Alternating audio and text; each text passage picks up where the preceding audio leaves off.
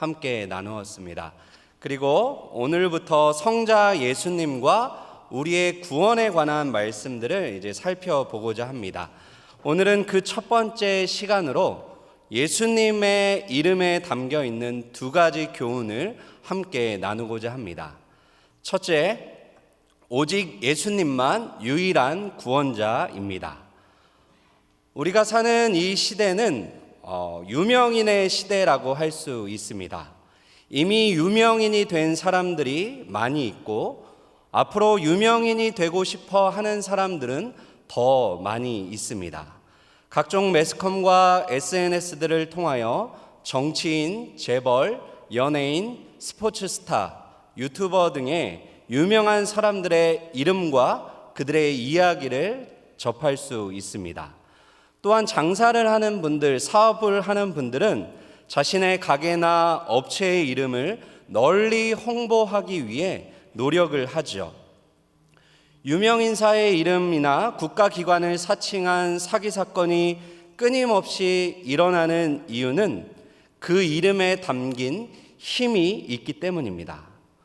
그러나 여러분, 세상의 유명세는 참 허무합니다. 세월이 가면 유명했던 그 이름도 금세 잊혀지죠. 시간이 가면 나보다 더 유명한 사람이 등장하기도 합니다. 그러나 시간이 가고 세월이 흐를수록 더욱 빛을 발하는 이름이 있습니다. 바로 우리 구주 예수의 이름입니다. 예수님은 이 땅에 계실 때 책 한 권도 출판한 적이 없으십니다. 하지만 예수님을 주제로 한 책들은 전 세계의 도서관을 가득 메우고 있습니다. 예수님은 한 곡의 노래도 작곡하지 않으셨죠. 하지만 예수님을 노래하는 찬양은 지금도 새롭게 만들어져 많은 사람이 그 찬양을 부릅니다. 예수님은 태어나신 고향 땅에서 500km 밖으로 벗어난 적이 없으십니다. 그러나 예수님의 증인들은 지금도 땅끝까지 이르러 예수의 이름을 전하는 일에 힘쓰고 있지요. 예수님이 이 땅을 떠나 하늘로 올라가신 지 2000년이라는 시간이 흘렀음에도 시간이 갈수록 그분의 명성은 더욱 높아지고 있고 그분의 이름을 부르는 자도 점점 많아지고 있습니다. 잘 아시는 대로 오늘은 제22대 국회의원 선거날이었죠. 여러분들도 투표를 마치시고 오셨을 텐데요. 투표 용지에 보면 후보자들의 이름이 기록되어 있습니다. 그리고 우리는 그 이름 옆에 투표를 하게 되는 것이죠. 단순히 그 이름이 세련된 이름이기 때문에 또는 부르기 쉬운 이름이기 때문에 그 이름을 선택하는 사람은 없을 것입니다. 그 이름에 거는 기대가 있고 바람이 있기 때문에 그 사람을 선택하는 것이죠. 부모들은 어떠한가요?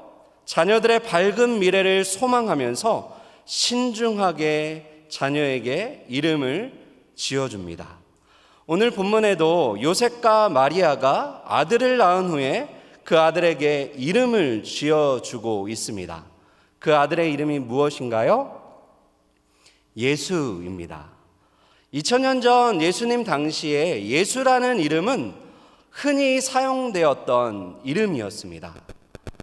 그렇다면 요셉과 마리아는 하나님의 아들이신 그분의 이름을 지음에 있어서 왜 특별한 이름으로 지어주지 아니하고 평범한 이름을 지어주었던 것일까요? 다른 이름도 많은데 왜 예수라는 이름이어야 했을까요? 하이델베르크 요리문답은 여기에 대해서 묻고 답을 하고 있는데요. 여러분 받으신 유인문을 보시면 29문이 있죠. 제가 문을 읽고 여러분들이 답을 해주시면 되겠습니다. 29문, 왜 하나님의 아들을 구주라는 뜻을 가진 이름 곧 예수라고 부릅니까? 그가 우리를 우리의 죄에서 구원하시기 때문입니다. 그분 이외에 다른 곳에서 구원을 찾지 말아야 하며 또한 다른 곳에서 구원을 찾아보아야 헛된 일이기 때문입니다. 요셉과 마리아는 다양한 이름들을 떠올린 후에 신중하게 고르고 골라서 예수라는 이름으로 정한 것이 아니었습니다. 이것은 성부 하나님께서 창세전에 우리의 구원을 계획하시면서 동시에 그렇게 지어진 이름입니다. 21절 오늘 본문인데요. 21절을 한번 보시죠. 아들을 낳으리니 이름을 예수라 하라. 이는 그가 자기 백성을 그들의 죄에서 구원할 자이심이라 하니라. 예수라는 이름의 뜻은 구원자, 구원하다라는 뜻입니다. 하나님의 아들에게 예수라는 이름이 주어진 이유는 예수님이 우리의 죄에서 구원하시는 구원자이시기 때문이죠. 이 이름 안에는 예수님의 사명과 예수님이 이 땅에 오신 목적이 분명하게 담겨 있는 것입니다. 이스라엘 백성들은 오랜 시간을 구원자를 기다려 왔습니다. 하지만 그들이 기다렸던 구원자는 다른 구원자였습니다. 그들은 정치적 억압에서 자신들을 해방해 줄 그런 정치적인 구원자를 기대했습니다. 또한 자신들의 배를 배부르게 해줄 경제적인 구원자를 기다렸죠. 그러나 예수님은 그러한 구원자로 이 땅에 오신 것이 아닙니다. 성경은 예수님이 이 땅에 오신 이유와 목적을 분명하게 밝힙니다. 자기 백성을 그들의 죄에서 구원할 자로 오셨습니다. 죄에서의 구원인 것이죠. 여러분, 그렇다면 누가 예수님을 만날 수 있을까요? 내가 죄인임을 아는 사람이 예수님을 만나게 됩니다.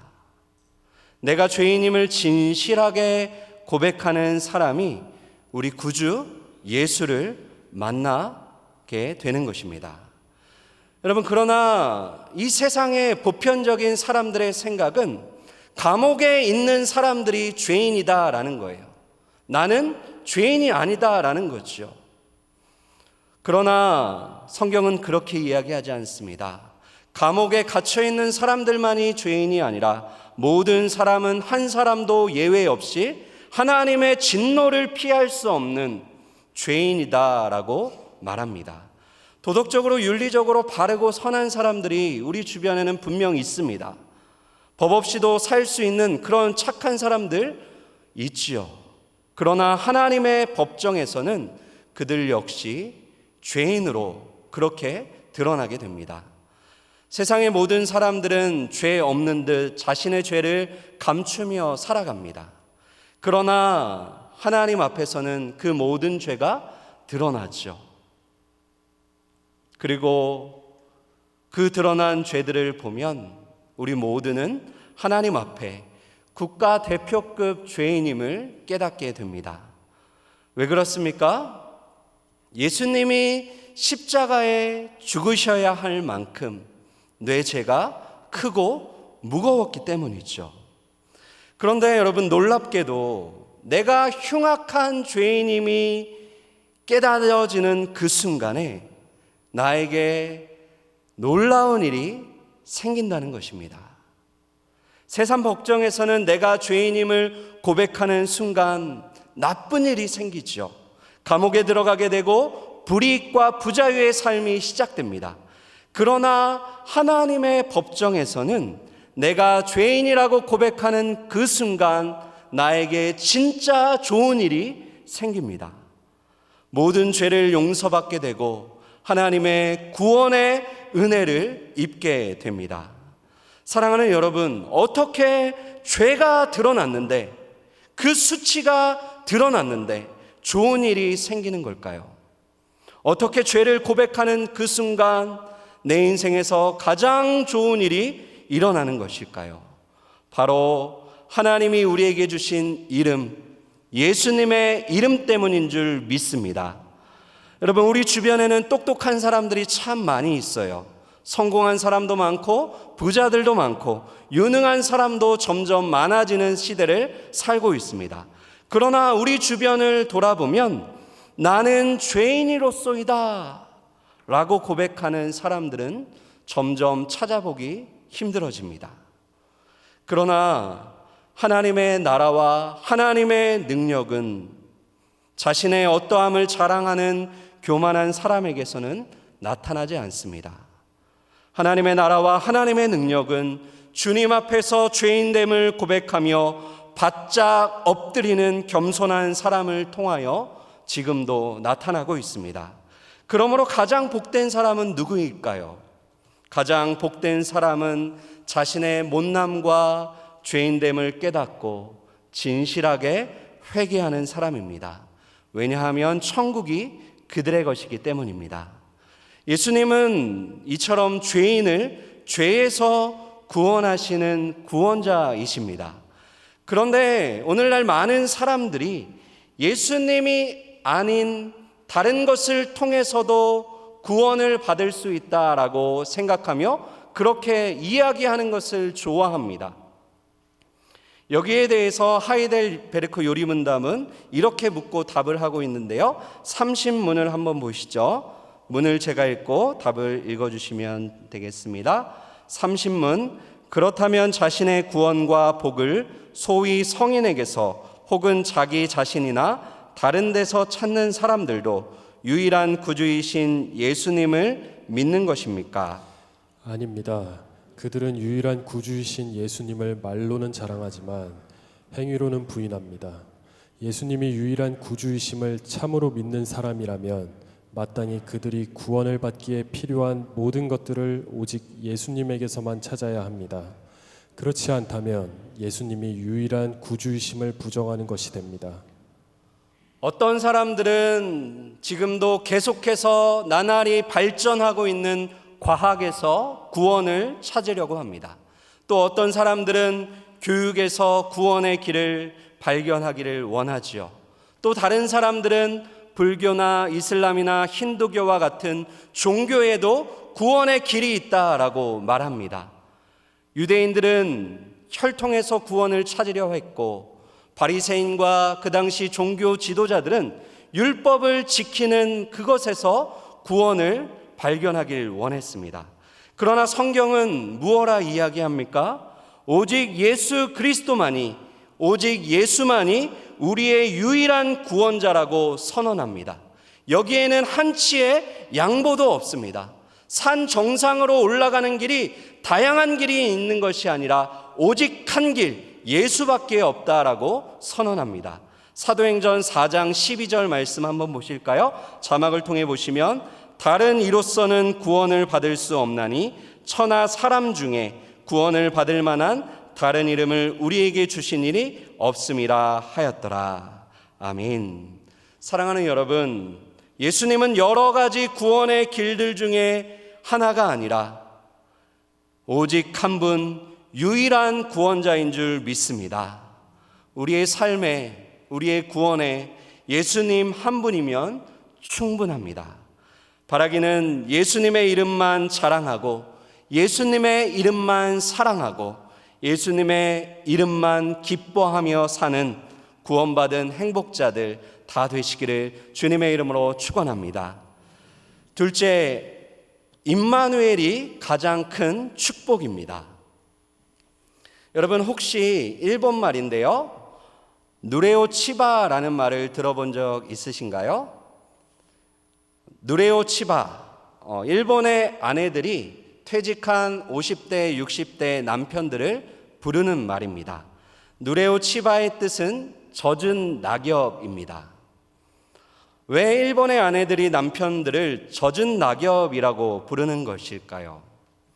네이버 국어 사전에 젖은 낙엽을 검색해 보면 구두나 몸에 붙으면 쉽게 떨어지지 않는 젖은 낙엽처럼 퇴직 후 하루 종일 집에 있으면서 집안일을 도와주지 않는 남편을 빗댄 말이라고 나옵니다. 그렇게 젊은 시절을 가정을 위해서 아내와 자녀들을 위하여 일하고 수고한 남편들, 퇴직 이후에 그렇게 불려지는 것이 참으로 씁쓸한 이야기이죠. 일본의 아내들에게 누레오 치바가 있다면 한국의 아내들에게는 무시무시한 곰국이 있습니다. 한국의 중년 남성들이 가장 두려워하는 것 1위가 곰국이라는 말이 있을 정도로 아내가 곰국을 끓여놓고 친구들과 해외여행을 가면 남편은 혼자 남아 외로움을 반찬 삼아 삼시세끼를 곰국을 먹어야 하는 것이죠. 그런데 오늘 제가 오전 설교를 마치고 우리 한 권사님께서 목사님 그거는 옛날 이야기예요. 요즘에는 곰국 끓이지 않습니다. 곰국 사다 놓습니다. 곰국만 사다 놓는 것이 아니라 육개장도 잘 포장되어서 나오고요. 그래서 남편들이 입맛대로 골라 먹을 수 있는 그런 시대입니다. 라는 것이죠. 여러분, 지난 2022년 보건복지부에서 고독사 실태조사를 발표했습니다. 고독사라는 것은 주변 사람들과 단절된 채 무관심 속에서 홀로 살다가 아무도 모르게 생을 마감하는 것을 의미하죠. 조사에 따르면 2021년 고독사 사망자 수는 모두 3,378명이었습니다. 그러니까 이러한 통계대로라면 2024년 지금 이 시간에도 하루 평균 10명 정도가 홀로 쓸쓸한 죽음을 맞이한다라는 것이죠. 고독사하는 남성이 고독사하는 여성보다 4배가량 높습니다. 특히 50대, 60대가 전체 고독사 사망자 수의 절반 이상을 차지할 정도로 오늘날 한국의 50대와 60대는 외로움과 고독 가운데 살아가고 있습니다. 그러나 중년들만 외롭고 고독한 것은 아니지요. 20대 청년들의 고독사 사망률이 계속해서 증가하는 추세입니다. 사망 후 고독사 시신이 발견되기까지는 평균 26.6일이 걸렸습니다. 현재 고독사 위험군으로 분류된 사람들은 150만 명이 넘을 정도로 이 세상을 고독하게 쓸쓸하고 외롭게 사는 사람들이 우리 주변에는 생각보다 많이 있습니다. 그런데 여러분, 육체의 고독사보다 더 무서운 것이 있죠. 바로 영혼의 고독사입니다. 아담과 하와가 범죄한 후에 그들은 에덴 동산에서 쫓겨났습니다. 친밀했던 하나님과의 관계가 깨어졌고 하나님과 단절과 분리되게 되었죠. 따라서 하나님을 떠난 모든 사람들은 누구나 예외 없이 다 고독하고 외롭습니다. 근원적인 외로움이 인간의 마음 가운데 있다라는 것입니다. 죄 가운데 태어나서 죄와 친구하며 살다가 죄 가운데 죽습니다. 그리고 죽음 이후에는 끝없이 외로움이 계속되는 지옥에서 외로움과 고독을 벗삼아 영원토록 형벌을 받게 되는 것이죠. 우리 사람들 중에 성격상 혼자 있는 것을 좋아하는 분들이 계십니다. 그렇지만 외롭게 되는 것을 좋아할 사람은 단 한 사람도 없습니다. 청년들 사이에 1인 가구가 시간이 갈수록 증가하고 있습니다. 그런데 흥미로운 사실은 1인 가구가 증가하는 만큼 청년들 사이에 온라인 커뮤니티나 오프라인 동호회들도 급속하게 증가하고 있다는 것입니다. 무엇을 반증하는 것입니까? 혼자 있는 것이 편하고 좋기는 하지만 외롭게 살고 싶지는 않다라는 것입니다. 일이 너무 많고 정신이 없을 때 흩어진 정신을 모으기 위해 혼자 있는 것이 좋을 수 있죠. 그러나 외로운 것을 좋아할 사람은 없습니다. 왜 그렇습니까? 외로움은 누군가로부터 소외되었다라는 감정이기 때문입니다. 이것이 심해지면 나는 쓸모없는 존재야, 나는 버림받은 존재야 라는 느낌으로 나아가게 됩니다. 그러나 여러분, 우리가 기억해야 할 것은 혼자이기 때문에 외로운 것은 아닙니다. 함께 있어도 외로움을 느낍니다. 사랑받지 못해서 외로운 것도 아닙니다. 사랑을 받고 있지만 또 사랑을 하고 있지만 외로운 사람들이 있습니다. 이렇게 생각해 보면 인간이 외로운 이유는 다른 것에 있는 것이 아니라 죄를 지어 하나님으로부터 단절되었고 하나님으로부터 멀어졌기 때문인 것이죠. 인간은 하나님의 사랑 안에서 무한한 행복을 누리며 살도록 창조되었습니다. 그러나 아담과 하와는 범죄하였고 범죄로 인하여 모든 관계가 깨어졌습니다. 하나님과 관계가 깨어진 것은 물론이고 주변의 옆에 사람들과의 관계도 깨어졌고 자연과의 관계, 더 나아가 나 자신과의 관계도 깨어진 그러한 비참을 경험하고 있는 것이죠. 결국 죄를 지은 인간에게 찾아온 것은 끝없는 외로움과 고독이었습니다. 그렇다면 예수님이 우리를 죄에서 구원한다 하실 때에 그 구원 안에 담겨 있는 의미와 내용 중에 하나는 우리의 근원적인 외로움을 하나님께서 해결해 주신다라는 것입니다. 이 사실을 오늘 본문 23절은 이렇게 밝히고 있는데요. 여러분 23절 말씀 한번 보시죠. 보라, 처녀가 잉태하여 아들을 낳을 것이요 그의 이름은 임마누엘이라 하리라 하셨으니 이를 번역한즉 하나님이 우리와 함께 계시다 함이라. 예수님의 또 다른 이름이 소개되고 있습니다. 여러분 예수님의 다른 이름이 무엇입니까? 임마누엘, 하나님이 우리와 함께 계시다. 여러분 임마누엘의 뜻을 보다 잘 이해하기 위해서는 하나님이 우리와 함께 계시지 않음에 대해서 생각해 보아야 합니다. 여러분 하나님은 죄를 미워하십니다. 죄를 미워하시되 그것을 두고 보기 힘들 정도로 그렇게 죄에 대해서 진노하시는 분이시죠. 그래서 하나님은 죄인과는 결코 함께하지 않으십니다. 따라서 죄의 상태란 하나님이 계시지 않는 상태입니다. 하나님이 계시기는커녕 죄를 미워하시는 하나님과 원수된 상태, 바로 죄인의 상태입니다. 그런데 예수님이 십자가에서 우리의 죄를 대신하여 죽으심으로 하나님께서 그 죄에 대한 진노가 해소되었고 우리의 모든 죄를 용서하셨습니다. 따라서 우리가 예수님을 구원자로 믿을 때에 하나님은 더 이상 우리를 바라보시며 진노의 마음을 품지 않으십니다. 진노하지 않으실 뿐만 아니라 적극적으로 우리를 향하여, 예수 믿는 성도들을 향하여 하나님은 사랑을 표현하십니다. 하나님은 우리를 사랑하시기에 우리와 함께 있고 싶어 하십니다. 여러분 사랑을 해보셨나요? 해보셨을 것입니다. 사랑하는 사람과 함께 있기를 원하는 것이죠. 우리 하나님도 마찬가지입니다. 우리의 죄를 용서하시고 우리를 사랑하시는 그 하나님은 우리와 함께 하기를 원하시는 것이죠.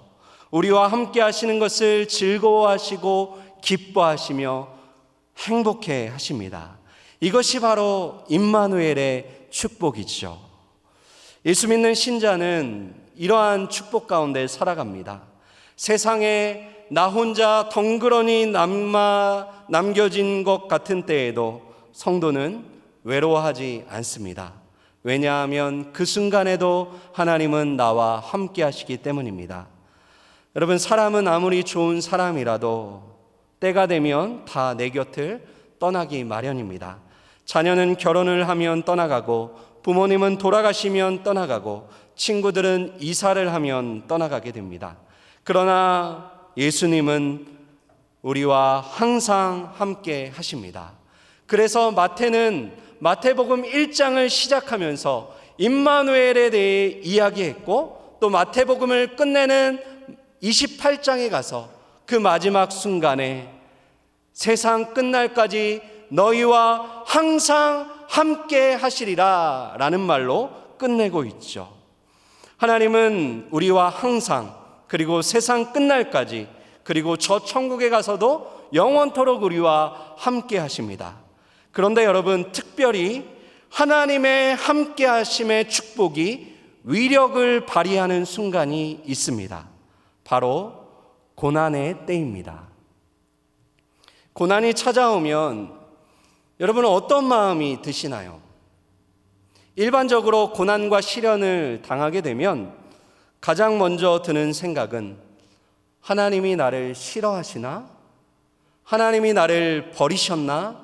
그러한 느낌이 찾아오게 됩니다. 이러한 느낌이 드는 이유는 하나님의 함께 하심에 대해 오해하기 때문입니다. 하나님이 함께 하신다라는 것은 꽃길만 걷는다는 의미가 아닙니다. 하나님이 함께 하시는 길이지만 때로는 가시밭길을 걸어가셔야 합니다. 사망의 음침한 골짜기를 통과해야 하고 물 가운데로 지나야 하고 불 가운데로 지나야 하는 것이죠.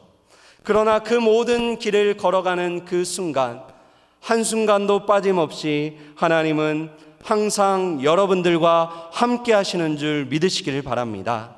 그래서 이사야 선지자는 우리에게 이렇게 말합니다.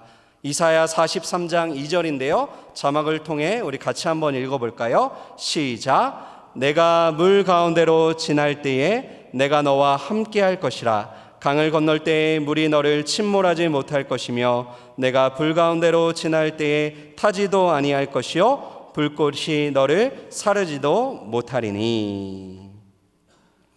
우리는 인생의 정점에서가 아니라 인생의 벼랑 끝에서 임마누엘의 축복을 경험하게 됩니다.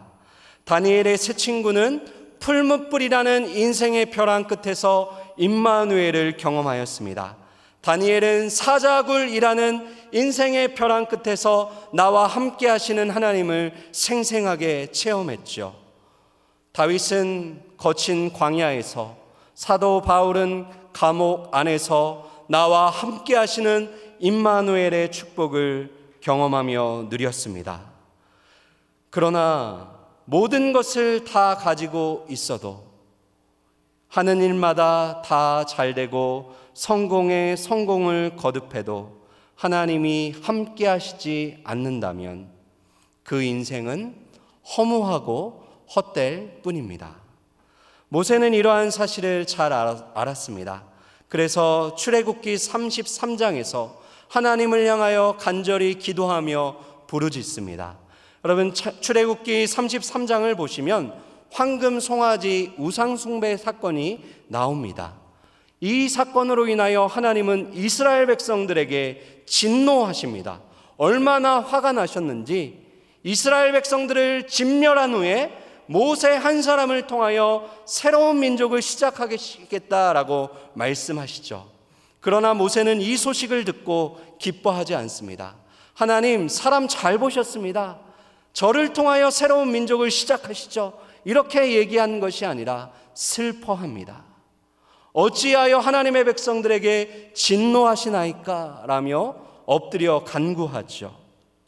그러자 하나님께서 모세의 기도를 들으십니다. 그리고 모세에게 말씀하십니다.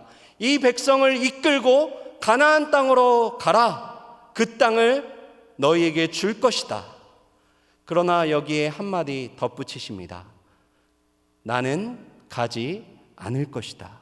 나는 그들과 함께하지 않을 것이다. 젖과 꿀이 흐르는 땅을 그들이 차지하도록 하나님의 사자 천사를 보낼 것이지만 하나님은 그들과 함께 가시지 않겠다 말씀하십니다. 그때 모세가 하나님 앞에 이렇게 탄원하는데요. 출애굽기 33장 15절과 16절 자막을 통해 한번 보시죠. 모세가 여호와께 아뢰되 주께서 친히 가지 아니하시려거든 우리를 이곳에서 올려보내지 마옵소서. 나와 주의 백성이 주의 목전에 은총을 입은 줄을 무엇으로 알리이까? 주께서 우리와 함께 행하심으로 나와 주의 백성을 천하 만민 중에 구별하심이 아니니까. 여러분, 우리가 무엇을 통하여 하나님께 은총을 받은 것을 확인할 수 있습니까? 우리의 삶의 형통입니까? 성공입니까? 성경은 그렇게 얘기하지 않습니다. 하나님이 함께 하심으로 우리가 그분께 은총을 입었다라고 고백하고 있습니다. 하나님이 없는 가나안 땅은 축복의 땅이 아니었습니다. 가나안 땅을 축복의 땅으로 만드는 것은 하나님 그분이었습니다. 여러분, 성도의 영광은 고난이 없는 것이 아닙니다. 성도의 자랑은 고난에서 면제되고 다른 사람보다 그렇게 잘 나가는 삶을 사는 것이 결코 아닙니다. 성도들은 주의 이름 때문에 때로는 물 가운데로 지나야 합니다. 주의 이름 때문에 불 가운데로 지나야 할 때도 있습니다. 그러나 그때 하나님은 주의 백성들과 함께 하셨고 지금도 그러한 길을 걷고 있는 자들과 함께 하시며 앞으로도 그러실 것입니다. 그러므로 성도의 영광은 임마누엘입니다. 성도의 자랑도 임마누엘입니다. 성도의 위로, 사나 죽으나 성도의 유일한 위로는 우리 구주 예수의 이름 임마누엘인 줄 믿습니다. 사랑하는 여러분, 여러분들의 인생의 자리가 어디이십니까? 여러분들은 지금 어떠한 시간들을 보내고 계십니까? 그 시간 가운데 함께 하시는 하나님을 믿음으로 바라보시기를 바랍니다. 여러분은 혼자가 아닙니다. 그러므로 외로움에 눈물 짓지 마시기를 바랍니다. 하나님이 여러분들과 함께 하십니다. 그러므로 사람을, 환경을, 현실을 두려워하며 도망가지 마십시오. 바라기는 외로움의 자리, 두려움의 자리, 실패의 자리, 절망의 자리에서도 여전히 나와 함께 하시는 임마누엘 하나님과 동행하면서 가장 귀한 그 이름, 예수의 이름을 찬양하며 사는 저와 여러분들 다 되시기를 주님의 이름으로 축원드립니다. 기도하겠습니다. 살아계신 하나님 아버지, 감사와 찬송을 드립니다. 죄와 허물로 죽었던 우리에게 구원의 이름, 예수의 이름을 주시고 그 이름을 믿게 하시니 감사합니다. 예수님 한 분만으로 충분한 인생 되게 하시고 예수님 외에 무언가가 더 필요한 것처럼 덧붙이며 살지 않게 하여 주옵소서. 자신의 이름을 높이며 자랑하는 사람이 가득한 이 세상 속에서 오직 예수 이름만 높이며 자랑하며 살게 하여 주옵소서. 하나님이 나와 함께 하시는 것을 기뻐하시고 즐거워하듯 나 또한 하나님과 함께 하는 것을 기뻐하며 즐거워하게 하여 주옵소서. 특별히 고난과 시련의 때에도 하나님은 변함없이 우리와 함께 하심을 믿고 임마누엘을 힘입어 외로움을 이기게 하시고 두려움을 이기며 승리자로 살게 하여 주옵소서. 감사드리며 살아서나 죽어서나 우리의 유일한 위로가 되시는 예수 그리스도의 이름으로 기도하옵나이다. 아멘.